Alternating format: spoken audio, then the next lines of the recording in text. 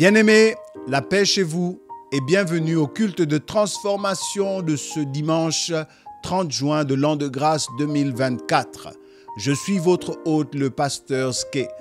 Et aujourd'hui, c'est l'acte 2 de Tabitha, lève-toi. Nous avons laissé l'apôtre Pierre se retirer tout seul dans la chambre avec Tabitha la semaine dernière. Il était tout seul avec le corps inerte de cette bienfaitrice. Aujourd'hui, nous voulons regarder ce qu'il a fait.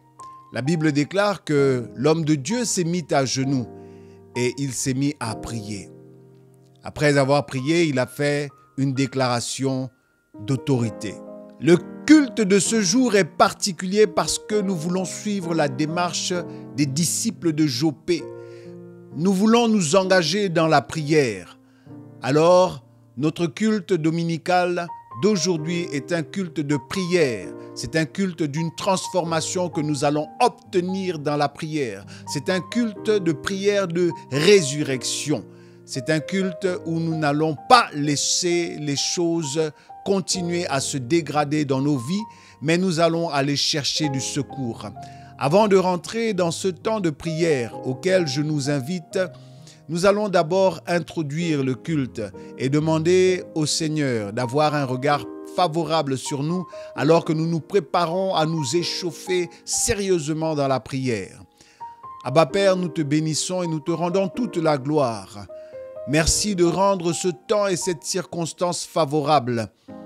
Tu parles tantôt d'une manière et tantôt d'une autre, mais nous n'y prêtons pas garde. Mais aujourd'hui, nous voulons saisir cette grâce, alors que tu nous parles au travers de cette histoire, de ce récit de Tabitha qui est ressuscité, qui a été ressuscité. Tu nous parles au travers de ce miracle pour nous inviter à la prière, pour nous inviter à un cheminement de foi, pour nous inviter à nous tenir debout face aux montagnes, pour refuser de subir à nouveau les doubles peines, les triples et les quadruples peines. Père, aujourd'hui nous avons compris qu'il est temps de nous mettre à genoux, qu'il est temps de te rechercher, de te trouver dans la prière, afin que tu viennes au secours et que tu restaures, Seigneur, les poches, les sources de grâce qui ont commencé à tarir dans nos vies, les sources de bienfaits. Voici nos cœurs que nous te présentons alors que nous nous sommes disposés à rentrer dans la prière. Laisse que ta grâce, ta faveur soit avec nous, qu'un esprit de prière, un esprit de bonne volonté nous soutienne et que, Seigneur, nous obtenions auprès de toi le résultat de ce que nous sommes venus te demander. Que par notre foi, nous puissions enclencher l'onction qui est ton Esprit Saint. Que la gloire te revienne, le règne est à toi, ainsi que la puissance, dans le nom de Jésus. Amen. Comme je viens de l'annoncer tantôt dans cette introduction, nous voulons aujourd'hui prier. Le récit de Tabitha est un récit miraculeux, mais c'est aussi une invitation à la prière.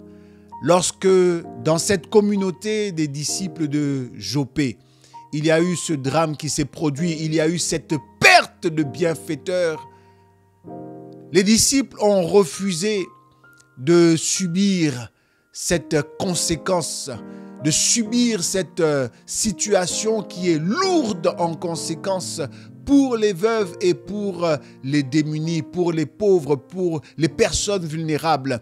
Elles ont refusé. Nous voulons, au travers de leur démarche, être transformés et suivre le chemin que ces disciples ont tracé devant nous. Ils ont écrit une histoire, une belle histoire de foi qui nous a été traduite, qui nous a été envoyée, un message pour nous encourager. Nous voulons suivre le chemin, nous voulons suivre la voie qu'ils ont tracée. Et pour prendre des points de prière, nous allons nous inspirer donc de ce qu'ils ont fait. Ces disciples ont refusé d'enterrer le corps de Tabitha. Et nous allons faire comme eux. Le premier point de prière que nous allons prendre, c'est de refuser de mettre cette situation en terre. Nous refusons de confier cette situation à la terre. Nous refusons que la terre ouvre largement sa gueule ou sa bouche pour engloutir cette situation et nous allons faire comme eux. Au contraire, nous allons prendre cette situation et la mettre dans la chambre haute. La chambre haute qui est pour nous le symbole du lieu de prière, qui est pour nous le symbole du lieu où nos prières montent vers le trône de la grâce. Et oui, c'est cette chambre haute qui nous rapproche le plus du trône de la grâce et nous voulons faire comme ses disciples. Le premier point de prière, c'est de refuser d'enterrer cette situation et de la mettre dans la chambre haute qui est l'antichambre du miracle. Nous voulons par notre foi prendre cette situation qui nous est arrivée lorsque nous avons perdu cette source de bienfait, lorsque nous avons perdu ce mari, lorsque nous avons perdu ce fils qui était pour nous une colonne forte, un appui solide que Dieu a mandaté pour prendre en charge la famille. Cette personne qui, en se donnant totalement, s'oublie et nous a fait tellement de bien. Nous refusons de l'enterrer. Nous refusons d'enterrer ses bonnes œuvres. Nous la plaçons dans la chambre haute. Alors, si tu es d'accord avec moi, je t'invite à ne pas être seul, à appeler autour de toi une ou deux personnes, deux autres personnes, pour qu'ensemble nous puissions prier. Nous voulons présenter cette situation et la mettre dans la chambre haute. C'est par un acte de foi que nous savons que les situations qui ont commencé à tarir peuvent ressurgir. C'est par la situation, c'est par la foi que nous savons que nous pouvons transformer nos déserts en oasis. Oh oui, ils nous ont démontré de la foi. Il n'y a que par la foi que l'on refuse d'enterrer définitivement une situation et de la mettre dans l'antichambre du miracle pour aller chercher Dieu. Ah, ce Dieu que nous voulons chercher, non pas avec nos lèvres, mais que nous voulons chercher avec nos cœurs. La Bible déclare que Dieu se laisse trouver. Alors ce Dieu qui se laisse trouver, nous allons le trouver aujourd'hui lorsque nous le cherchons de tout notre cœur. Il ne s'agit pas seulement de le chercher avec nos lèvres. Il s'agit aujourd'hui d'une rencontre, d'un cœur à cœur. Nous voulons nous inspirer de ce que Marie a fait, de comment en étant au pied du Maître, elle a trouvé le chemin vers le cœur du Maître. Et c'est nos cœurs, ce sont nos cœurs qui aujourd'hui allons chercher et trouver le Seigneur. Prions. Abba Père, nous venons à toi aujourd'hui. Nous ne venons pas, comme la Bible le dit, simplement t'honorer avec nos lèvres. Nous venons pour une situation réelle. Au milieu de nous, ce sont nos cœurs qui viennent te chercher, ce sont nos cœurs qui viennent te supplier. Ce sont nos cœurs qui se jettent à tes pieds. Ce sont nos cœurs qui veulent te trouver. Ce sont nos cœurs qui te cherchent. Abba Père, nos cœurs sont devenus lents pour la prière. Abba Père, nos cœurs sont devenus lents pour la foi, lents à croire. Nos cœurs sont devenus lents. Ils ont commencé à baisser. Nous souffrons de cette insuffisance cardiaque. Nos cœurs n'arrivent plus à comprendre. Nos cœurs n'arrivent plus à trouver le chemin de la foi. Et c'est pourquoi, en regardant ce que d'autres ont fait avant nous, nous voulons suivre la voie. Nous voulons suivre l'exemple qu'ils ont tracé. Laisse que nos cœurs te trouvent aujourd'hui, que nous ne te cherchions pas qu'avec notre intelligence et avec nos paroles. Nous voulons te trouver aujourd'hui avec nos cœurs, avec nos cœurs, avec nos cœurs, Papa. C'est pourquoi nous refusons d'enterrer cette situation. C'est pourquoi nous refusons d'enterrer et de conjuguer au passé les bienfaits de ceux qui nous ont accompagnés, de ceux qui nous ont soutenus, des sources de bienfaits qui commencent à tarir au milieu de nous, ou des sources même qui ont déjà tari. Regardons, Seigneur, ces situations et nous refusons, Seigneur, de les mettre en terre. Nous refusons de les confier à la terre. Nous les plaçons dans la chambre haute afin que toi, lorsque tu vas descendre, que tu trouves cette situation. Nous sommes venus te chercher et en criant et en pleurant, en gémissant à tes pieds, nous sommes là en train de gémir. Ce sont nos cœurs qui font nos cœurs soupirent, nos cœurs crient parce que cette situation est terrible. Cette situation est terrible. Nous commençons déjà à vivre l'enfer. Lorsque nous avions nos maris, pour les femmes qui ont perdu des maris, lorsque nous avions cette colonne, nous avions celui qui pouvait aller chercher, nous avions celui qui était un soutien pour toute la famille. Oh, lorsqu'il est parti, Abba Père, nous avons subi cette peine. Mais aujourd'hui, alors que tu as pourvu à d'autres sources de grâce, elles aussi sont en train de tarir. Non, tu n'es pas le Dieu qui a créé l'homme sur la terre pour qu'il souffre, pour qu'il subisse peine après peine. Toi-même, dans ta parole, tu déclares que à chaque jour suffit sa peine, car le lendemain prendra soin de lui-même. Nous refusons d'enterrer ces situations. Nous refusons de définitivement confier à la terre cette source de bienfaits. Voici, nous la plaçons dans la chambre haute. Nos cœurs la placent dans la chambre haute en se disant, voici, nous trouverons le Seigneur et il viendra parler pour ressusciter cette situation. Non, non, non, non, non. Seigneur, à qui d'autre irions-nous? À qui d'autre irions-nous? Qui est capable de ressusciter cette situation? Qui est capable de susciter à nouveau une source de bienfait au milieu de nous? Père, ne regarde pas cette situation comme étant une situation de malheur en plus ou de plus. Mais laisse que, Seigneur, laisse que ta main agisse. Laisse que ton onction se démontre au milieu de nous, dans le nom de Jésus. Après avoir laissé le corps dans la chambre haute, le deuxième sujet de prière que nous voulons prendre, c'est de chercher du secours. Le psalmiste savait que son secours se trouvait en Dieu. Il a toujours su que son seul secours, son bouclier, son salut et son Seigneur se trouvent en Jésus, se trouve en Yeshua HaMashiach, se trouve en Yahweh Tsabaoth. Tsabaoth, le seul Dieu qu'il a connu. Tsabaoth, le seul Dieu vers qui il pouvait se tourner. Tsabaoth, l'Éternel des armées, son bouclier et son étoile. Et la Bible déclare que les femmes envoyèrent chercher l'apôtre Pierre. Les veuves ont décidé d'envoyer des émissaires aller appeler l'apôtre en urgence. Bien souvent, notre théologie nous empêche d'appeler Dieu en urgence. Bien souvent, notre théologie dit qu'on ne peut pas dire à Dieu, fais vite. Oh, mais David savait que plusieurs fois, lorsqu'il s'est trouvé dans une situation d'urgence, il a appelé Dieu en urgence. Il lui dit, hâte-toi, hâte-toi. Dans le psaume 22, au verset 19, il dit « Hâte-toi de venir à mon secours ». Plus loin dans le psaume 31 au verset 2, il dit « Incline vers moi ton oreille et hâte-toi de venir me secourir ».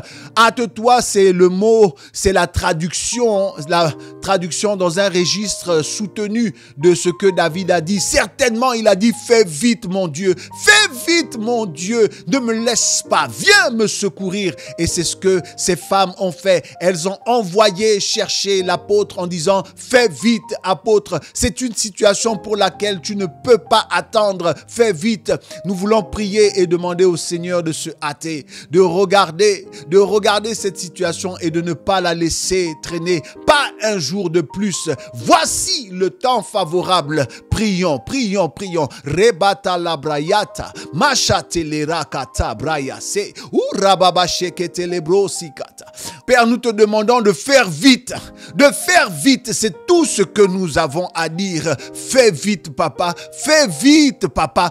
Hâte-toi de nous secourir. Cette situation est une situation qui a brusqué tout le monde. Cette situation, c'est une situation qui nous a tous pris en dépourvu. C'est une situation que nous n'attendions pas. Comment pouvons-nous vivre? Comment allons-nous vivre? Déjà, trouver une seule personne qui prend en charge toute une communauté, c'est une chose très rare. À Jopé, nous avions cette grâce. À Jopé, nous pouvions dire « Oh, Dieu m'a aimé, il m'a fait du bien, mon âme lève-toi et loue le Seigneur. » Nous avions une Tabitha au milieu de nous. Regarde comment elle faisait des aumônes. Regarde comment elle s'occupait de nous. Regarde comment elle faisait des bonnes œuvres. Toute la ville de Jopé rayonnait de cette capacité, de cette source de bienfaits. Fais vite, elle est en train de partir. Fais vite, elle est en train de descendre vers le Sheol. Fais vite, elle est en train d'aller en terre. Fais vite, la corruption va bientôt gagner sa chair.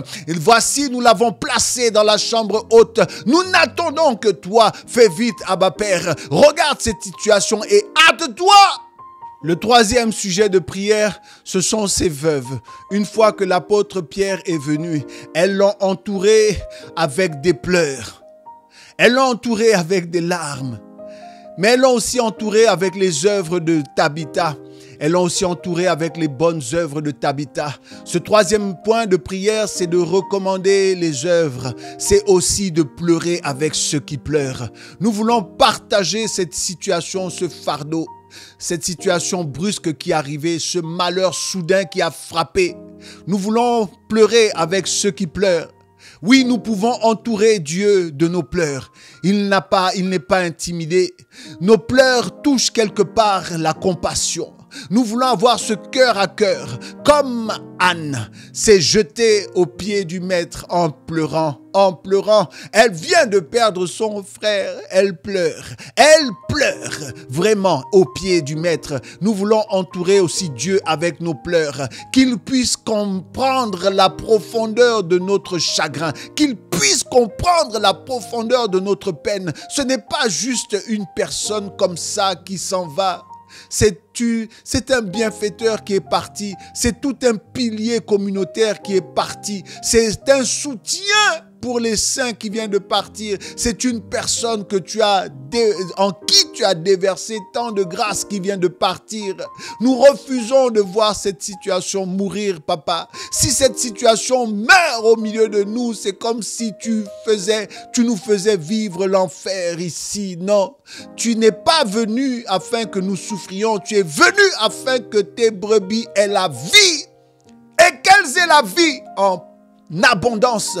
Alors papa, voici ce troisième point, c'est si c'est trop plein dans ton cœur, papa. Si c'est trop plein dans ton cœur, mon frère, ma soeur, verse tes larmes. Par tes larmes, même par le silence, mais par tes larmes seulement. C'est un moyen de communication. C'est un moyen de toucher le cœur. C'est un moyen d'activer l'onction, de faire frémir le cœur de Dieu. Oui, c'est un moyen.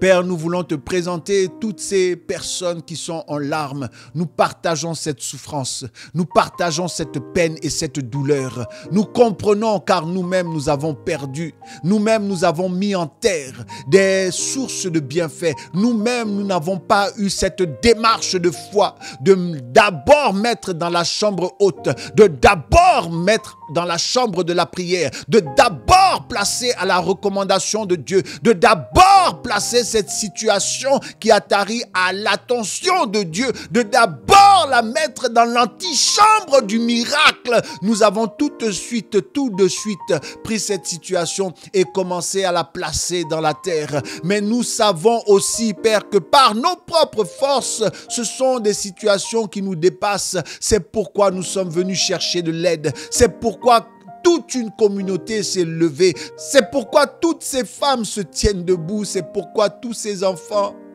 qui ont perdu papa se tiennent debout. C'est pourquoi tous ces orphelins t'entourent avec la prière. C'est pourquoi, Seigneur, toutes ces veuves t'entourent avec leurs pleurs. C'est pourquoi, Seigneur, toutes ces personnes vulnérables, tous ces pauvres t'entourent de leurs pleurs. C'est pourquoi, Seigneur, nous te demandons de regarder. Regarde ce que cette personne faisait. Regarde l'orphelinat qu'elle a laissé. Regarde, Seigneur, cette structure qui permettait, Seigneur, aux gens de manger. Regarde, Seigneur, ses bienfaits. Regarde comment son rayonnement au sein de la communauté. Regarde comment tu nous as fait du bien au travers de cette personne. Regarde comment elle était un secours qui vient de Dieu. Regarde comment elle s'est oubliée elle-même pour se donner entièrement. Ne regarde pas cette situation comme si ce n'était rien. Ne la regarde pas comme si ce n'était rien. Parce que nous ne sommes pas venus te chercher pour rien. Nous sommes venus te trouver pour te présenter cette situation qui nous peine tous, qui nous attriste tous. Abba Père, lève-toi et réveille l'onction dans le nom puissant de Jésus. Le quatrième point de prière, c'est un seul à seul avec la montagne. Un seul à seul avec cette situation inerte.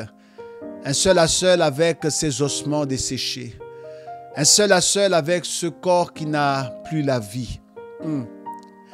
Le Seigneur dit que lorsqu'on se trouve face à la montagne, avant de parler à la montagne, il faut croire de tout son cœur. Et croire de tout son cœur, c'est de parler à Dieu. Et nous voulons, dans ce quatrième point, faire comme l'apôtre Pierre, nous mettre à genoux devant celui qui est capable et de prier. Nous voulons d'abord lui parler. Lui parler, c'est de croire de tout notre cœur. Lui parler, c'est de croire qu'en nous adressant à lui, il nous transfère la capacité. Il transfère l'onction.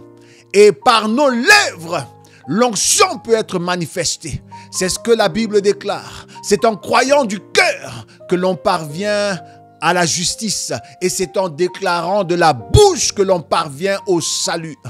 En croyant du cœur, nous appelons l'action de Dieu à nous justifier. En croyant du cœur, nous croyons que Dieu est capable de nous pardonner et de nous purifier. Si ce sont des iniquités, si ce sont nos péchés qui empêchent son oreille d'être tendue et d'être à notre écoute, si ce sont nos fautes et nos iniquités qui empêchent son bras d'arriver jusqu'à nous, en croyant du cœur, nous laissons la main de Dieu travailler. Nous laissons la main de Dieu nous orienter. Nous laissons la main de Dieu nous conduire et nous diriger. Nous laissons la main de Dieu inscrire à l'intérieur de nous ce que nos bouches vont déclarer.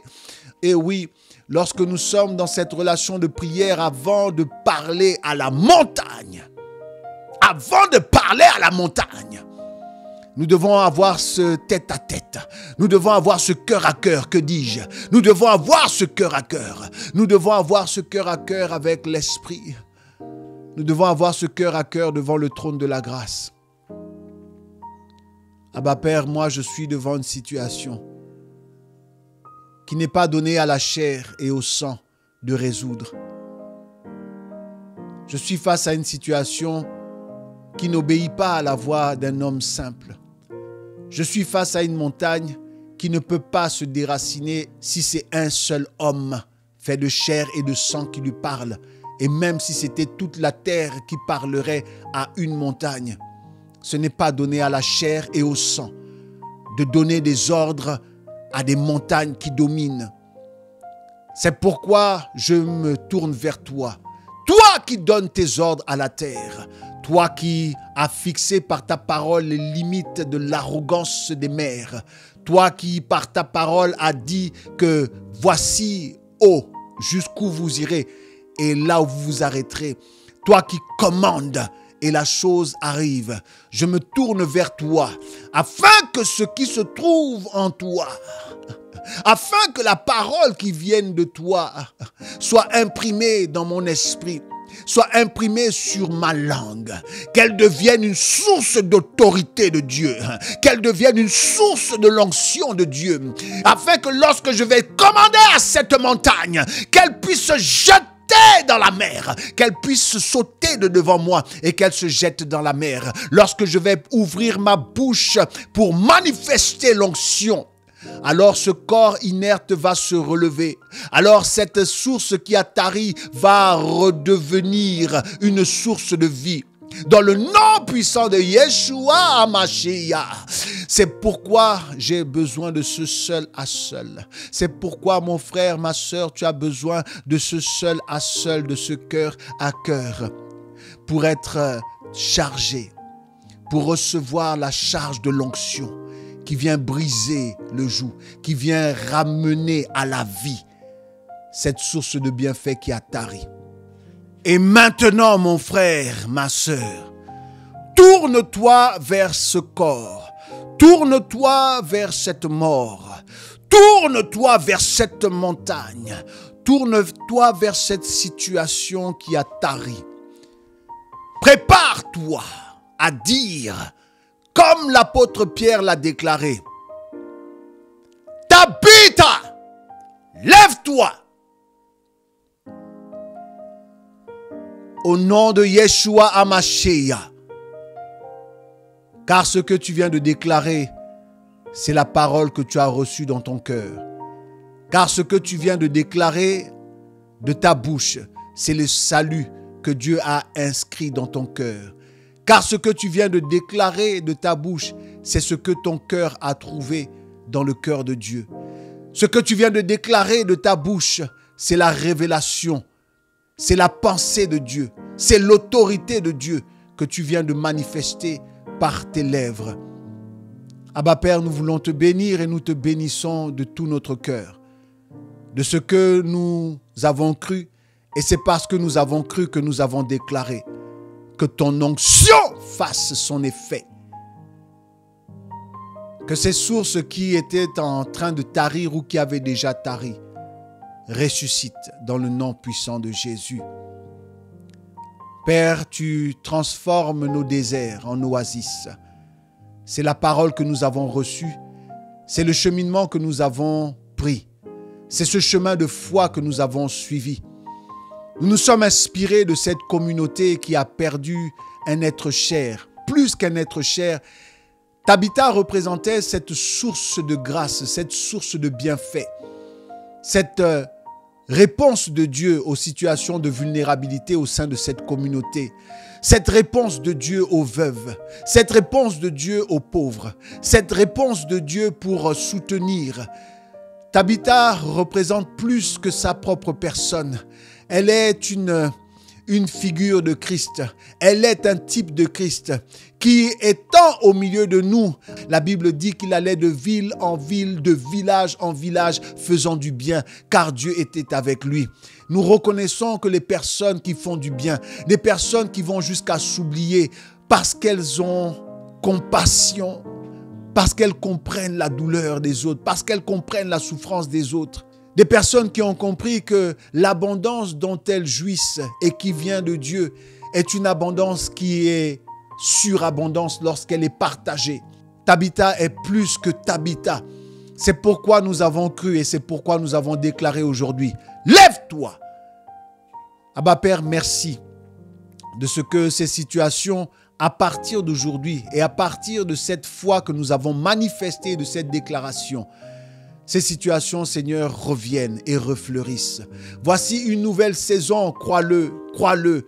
Crois la déclaration, crois ce que Dieu a mis dans ton cœur et crois ce que tu as déclaré de ta bouche. Ne crains point, crois seulement dans le nom puissant de Jésus. Père, véritablement merci. Merci de nous conduire dans la prière, car nous croyons que la prière du juste est d'une grande efficacité. Et la prière du juste, c'est la prière du justifié, de celui qui, en croyant de cœur, est justifié par la grâce qui est Jésus-Christ. Merci Seigneur. Merci pour vous qui nous suivez et nous recevez chez vous. Merci pour votre fidélité à la chaîne. Merci pour votre fidélité à soutenir l'œuvre de Dieu. Tous ces messages qui s'affichent sont des encouragements à poursuivre ce qui a été commencé. Nous bénissons Dieu de ce qu'il rencontre vos besoins et de ce qu'il pourvoit complètement à vos besoins.